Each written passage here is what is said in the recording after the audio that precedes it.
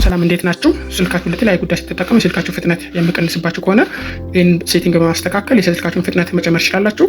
መጀመሪያ የስልካችንን ሴቲንግ አፕሊኬሽን እንከፍታለን።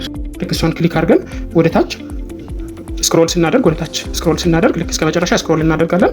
ዴቨሎፐር ኦፕሽን የምትለዋ ክሊክ እናደርግና እዚህ ሶስቱን ናቸው ማስተካከል ያለብን። ዊንዶው አኒሜሽን ሞድ፣ ትራንዚሽን አኒሜሽን ስኬል ኤንድ አኒሜተር ዱሬሽን ስኬል የምትለዋ ሶስቱን ምን ማድረግ አለብን? ኦፍ ማድረግ አለብን። እሱን ለማድረግ ዊንዶው አኒሜሽን ስኬል በአብዛኞቻችሁ ለአኒሜሽን ስኬል 1 2 ሊሆን ይችላል፣ ይሄ ሊሆን ይችላል። ከነዛ ተተን ምን እናደርጋለን? ኦፍ የምትለዋን ክሊክ እናደርጋለን። ሁለተኛው ኦፕሽን ምንድነው? ስልካችን ስሎ የሚያደርገው እዚህ ጋር ብዙ አፕሊኬሽኖች መከፈታቸው ነው። ስለዚህ እሱን ምን እናደርጋለን? ክሎዝ እናደርጋለን ሁሉንም ማለት ነው። ከሱን ከጨረስን በኋላ የሚታየውን አፕሊኬሽን ያለውን አጥፍተናል። ከባክግራውንድ ማጥፋት አለብን። አፕሊኬሽን 3 ነጥቧን እንነካትና 3 ነጥቧን ልክ እንደዚህ ፕሬስ አድርገን 3 ነጥቧን ስንነካ እዚህ ጋር ያመጣልናል። ከዛ በኋላ በሱ ላይ ክሊክ እናደርጋለን።